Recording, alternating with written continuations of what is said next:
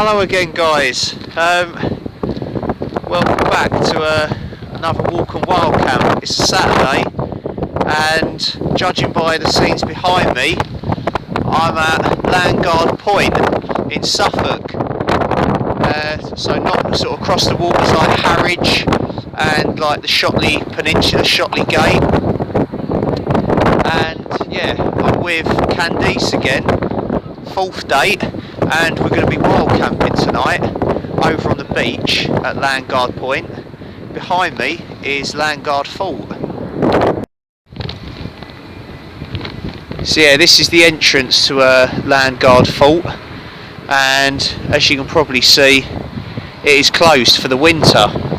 So yeah, we're not going to be able to get in there today, unfortunately, but we're going to have a little look round at it, and we're doing a little walk out of the 50 Walks in Suffolk book,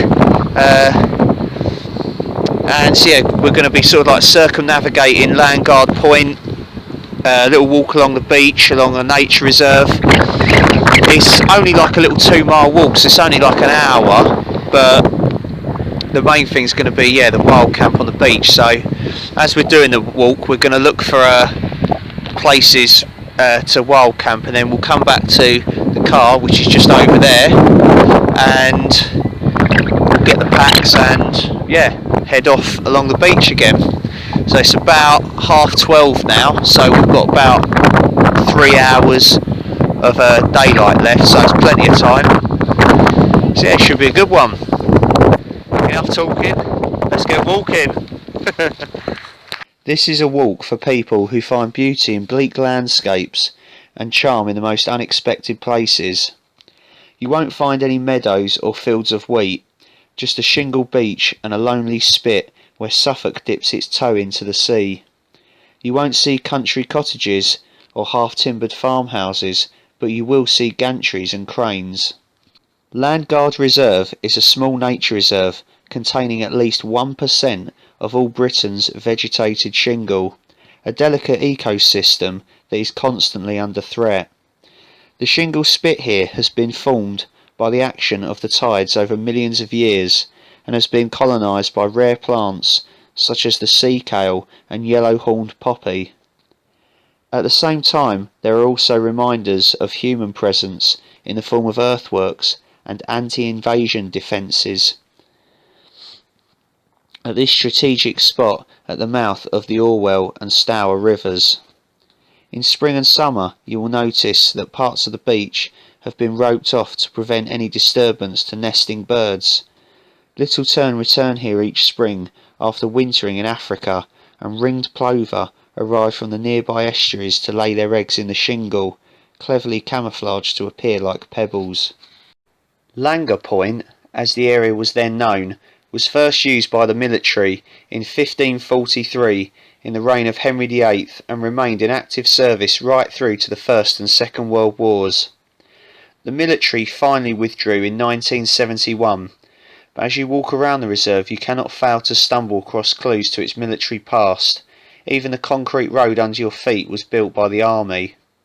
Despite many periods of high alert and extreme tension during its long military history, Landguard received enemy seaward fire only once, in 1667, when the local garrison, led by Captain Darrell, successfully defended Suffolk shore from a Dutch attack. It was, however, bombed and machine-gunned during World War II. The advances in the technology of warfare at the end of Landguard's military usage would have been unrecognisable to those very first soldiers who arrived here. Phases of development have been and gone. Several forts have been built and then demolished, leaving evidence of their existence throughout the reserve. These 4 plinths held practice guns during the Victorian period. They were practice mounts for 64-pounder RML guns. The tank traps, designed to hinder the progress of heavy beach landing vehicles, were made ready during the dark days of World War II, when invasion seemed imminent.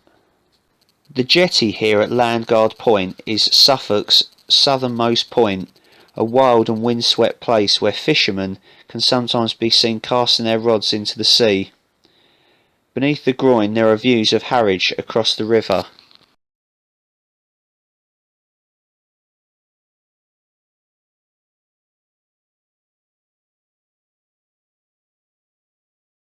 The southern end of the reserve is littered with the foundations of military buildings dating from the 20th century. These are the remains of barrack huts for anti-aircraft gun detachments, balloon barrage crews and D-Day embarkation troops.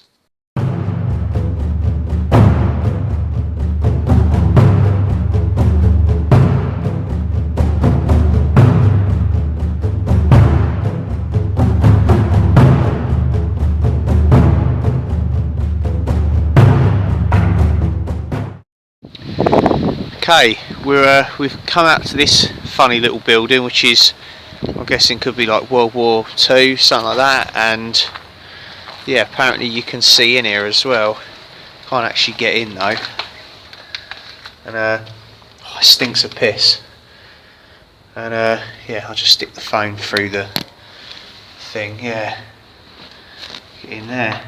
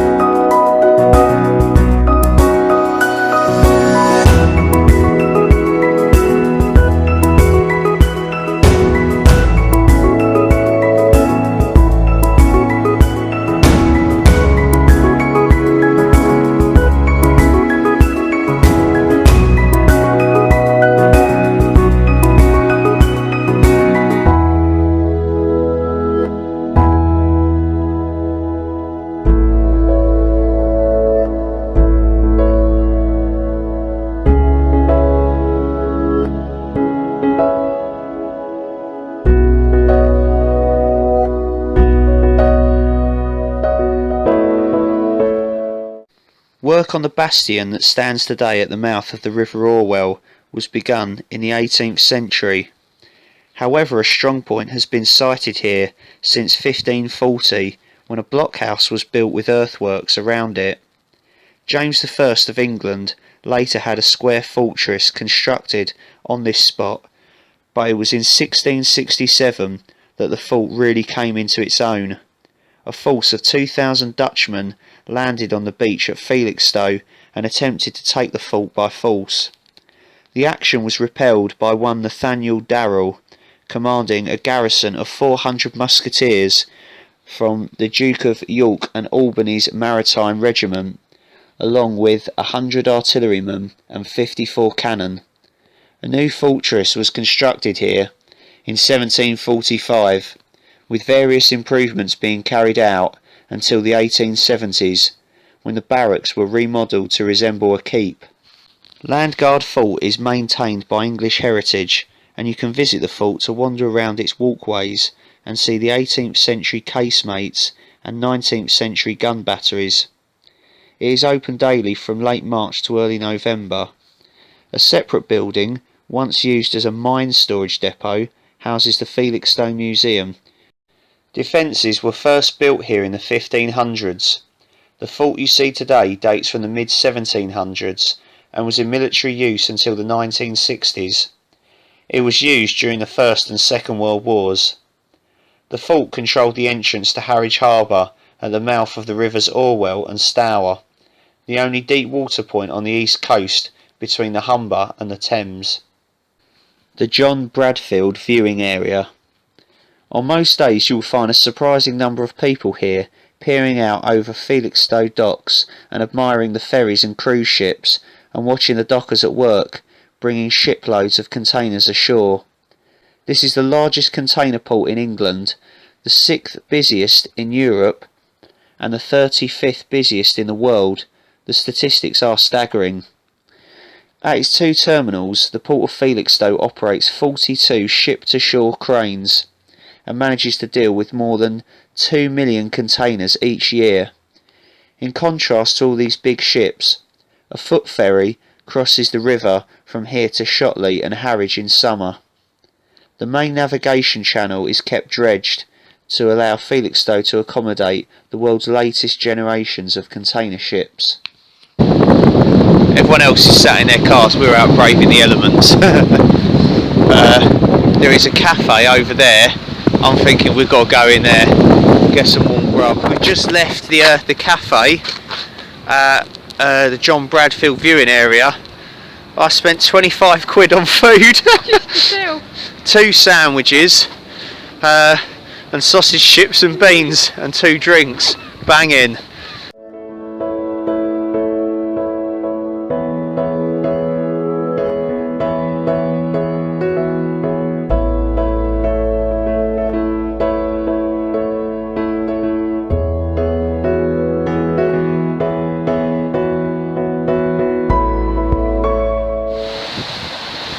Right, welcome back out right on the seafront here. So the car is back that way. We've got to go back and get our rucksacks, and yeah, we're thinking of maybe walking along this bit, because this seems a quieter section of the beach here, and you've got like this raised embankment here, so we could hide behind that. Yeah, we may well end up camping somewhere here. We will see. It would be good to get like an ocean view in the morning and stuff. But this building here, that's the Felixstowe Customs House, and then over here, of course, all these lights is Felixstowe Container Port. That's going to be working round the clock all night, all day, loading and unloading the cargo ships and stuff. So probably most of the stuff we eat, consume or use probably come from Felixstowe. A lot of the time you see, if I show you out to sea here, a lot of these boats and stuff, they're waiting to come into Felixstowe, so they have to sort of wait out there and stuff. Right, okay guys, we're heading back to the car at Landguard Fort, and I'm going to drive it round to the car park back towards Felixstowe, where the actual start of the walk was meant to be. Plan being, we're going to basically re-walk the section that we've just done. We've spotted some really good places to set the tent up, and yeah, we won't have as far to walk and stuff in the morning to get to the car. I reckon, yeah, we're just going to crack on, get the car, drive around there, get the stuff, find a spot, set up. So yeah, I'll come back to you then. Right, welcome back guys. As you can see, set up. I've got my Vango Blade 100 tent. I've got my through night TH10 headlight on. Polycryo ground top is what we've been sitting on outside. We've got a fire going, just with a fire log on some tin foil, but it's so windy. I'm trying to create a windbreak, but it's just not doing it really. So we're going to let that die down, put it out.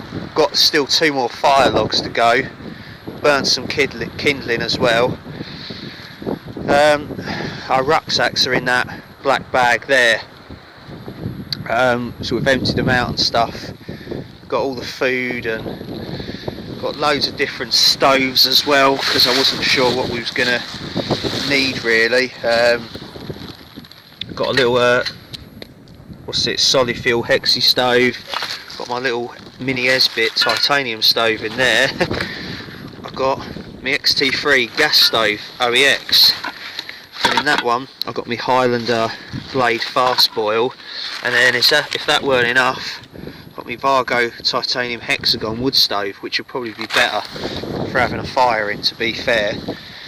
I'm going to review this cider later. It's a Kingston Press classic apple cider, 5.3%. I think I picked that one up in Lydd in Kent when we did Dungeness. Loads of gas over the back there. We've got loads of, you know, warm carby sort of food, plenty for breakfast, firelighters, 3.5 litres of water, and then inside, what are you doing in there? Candice in the tent already, she's had enough. A little bit nippy it is out here. She won't let me film her, but so yeah, this is my side. I've got my Z-Lite Thermarest folding silver pad, OEX half pad, my down bag, OEX pillow, there's my stuff sack pillow there in the doorway, yeah, down sleeping bag, and then I've lent her my Thermarest Ridge Rest silver pad, foam pad, Thermarest inflating full length pad. So they're like my two warmest pads that I've got. And then we just got all the stuff sacks in that bag as a pillow. Got a little flannel pillow for her as well. And then I've lent her my OEX Roam 200 bag with the OEX cotton sleeping bag liner. So that's like my warmest setup. So you've got to be a gentleman, haven't you? Treat a lady well. See, I'll zip the door up anyway.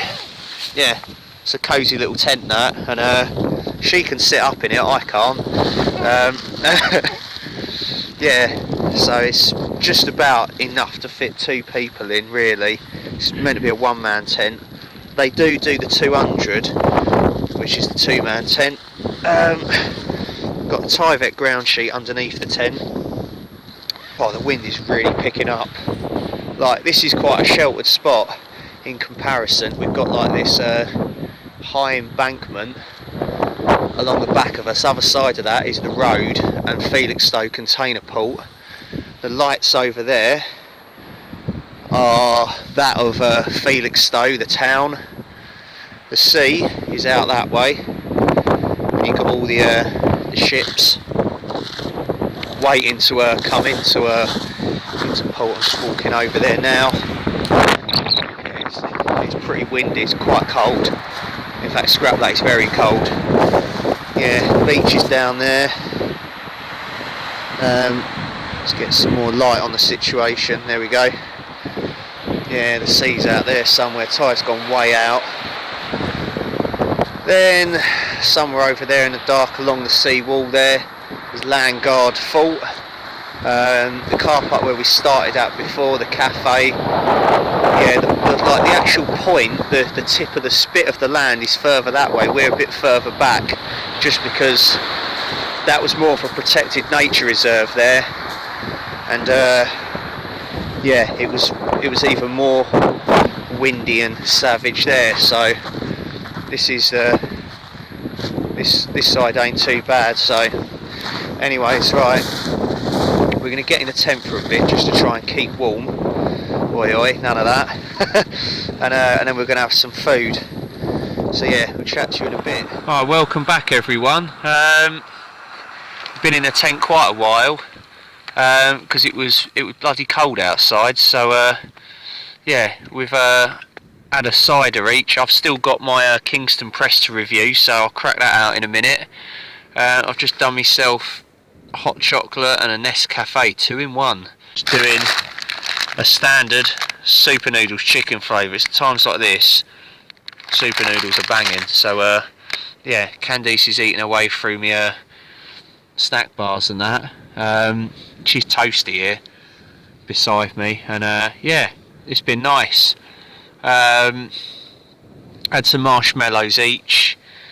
We've got porridge for the morning, using like me Highlander Blade fast boil Mark II stove. It's something like that. It's got the longest name ever, and new gas cartridge, big gas cartridge. Yeah, there's ventilation under, like, gap under the door, so we're not gonna get carbon monoxide poisoning or anything. That's her trainer over there. It's not mine. Not that small. Just cracked open a bottle of this Kingston Press.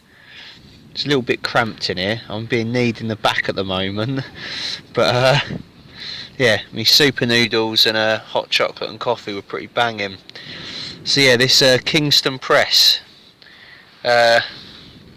classic apple cider. It's crafted with Dabinet and Michelin apples from our local orchards, 5.3%. A refreshingly fruity, medium dry cider with a smooth, crisp finish, crafted with a blend of the finest Dabinet and Michelin bittersweet apples from our local orchards, and balanced with juice from refreshing eating apples. Let's give this a try. Right, cheers everyone, and thank you to the new subscribers as well. Yeah, let's give this a go. Oh, that's not bad. Straight away it reminds me of like a Magners, like a Magners original. Yeah, it's very crisp tasting. It's nice and cold because it's freezing outside. No snow yet. I think we're due like heavy snow tomorrow. It's nothing different really. To me it's just like a cheap Magners really, but yeah, it's not bad. I've had worse ciders definitely, so I'll have one more sip and I'll give you a verdict. So yeah, Kingston Press classic apple cider. I'm going to give you a 7 out of 10, about average. It's not bad, but it's nothing to write home about. Yeah, no, it's alright anyway. Still going to drink it. Cheers.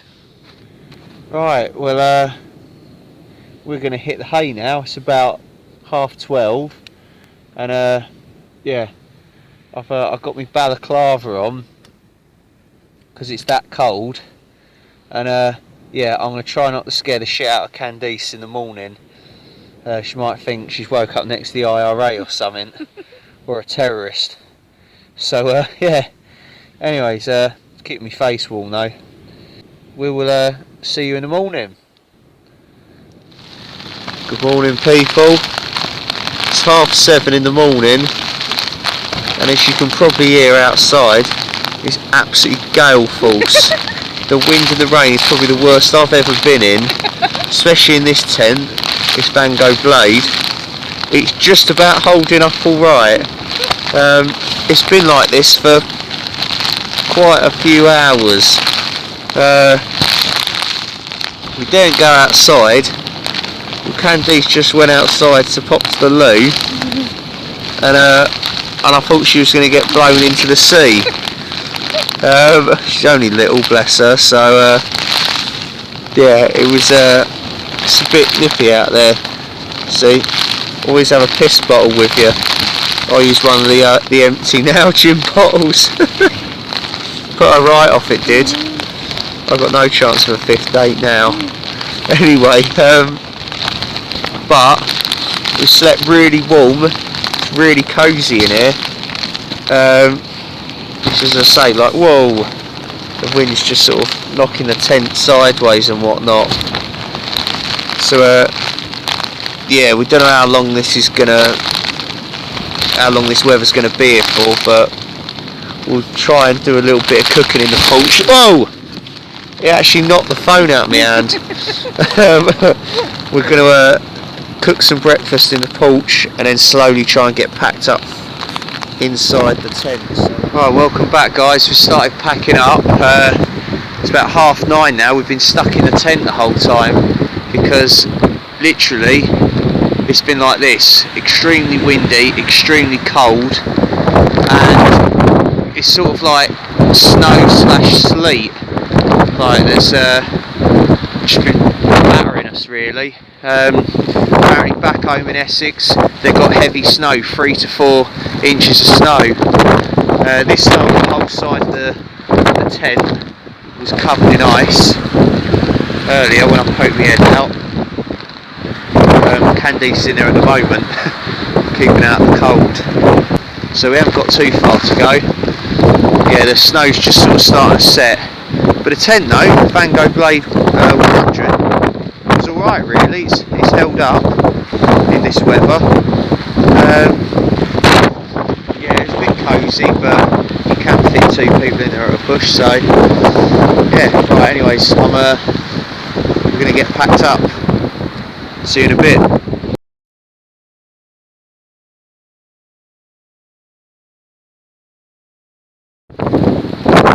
Right, we're all packed up. As you can can see, leaving no trace. I've sent Candice on ahead to the car with some of the bags, because I've just sort of quickly just thrown a lot of it in a black bag just to save time. That's the tent there, that's absolutely soaked and covered in ice. Yeah, but no, it is absolutely proper snowing now. It's pretty choppy over here, and I'll just quickly show you. I'm absolutely soaked. But it's been really good fun. Oh. Come outdoors, goes coastal! This is mental. Who would be out in this? Oh, you can't even see, sorry. The lens is too wet to see. Right, I'll see you back at the car. Right, welcome back. We're back in the car. Don't know if you can see, but sort of it's pretty bad out there, and yeah, we've just literally dumped all the stuff in the back there. Everything is soaked. Yeah, it's been really good. Had a really good time. It was extremely cold, like my hands were numb, like the worst they've ever been. But so yeah, we've got a long drive back in this now. It looks a bit dodgy, but it is coming down like proper snow now, more or less. So anyways, yeah, all at least we say is thanks to Candice for joining us. We're now an item as well, so yeah, there's now a miss outdoors. So and what way to treat a lady as well is to take her wild camping in the fucking snow. Anyway, but no, it's been really good. So yeah, hopefully many more little adventures to come. So all it leaves me to say as well is thank you to you for watching. Yeah, I hope you enjoyed the walk as well. It's a really nice place, Landguard Point and the fort. We're going to come back to the fort soon, sort of, you know, when it opens in the new year. Yeah, so yeah, thank you for watching. Get in the comments, like, all that stuff. Subscribe if you haven't already. Nearly at 1,000. Thank you to all my new subscribers as well. And I suppose I should give a shout out to Candice's friend Jenny, who's a subscriber as well. She's the one that introduced to my channel, so yeah, got her to thank or blame. Anyway, right, cheers for watching, see you soon, bye. Right, welcome back, a little addition to this video. We're on like the dual carriageway, and yeah, the snow's coming down, and literally we're doing 35 mile an hour. There's literally no one on the roads. It's like the end of the world, this. It's great. Yeah. It's going to probably take a bit longer than an hour and 20 minutes to get back to Candice's.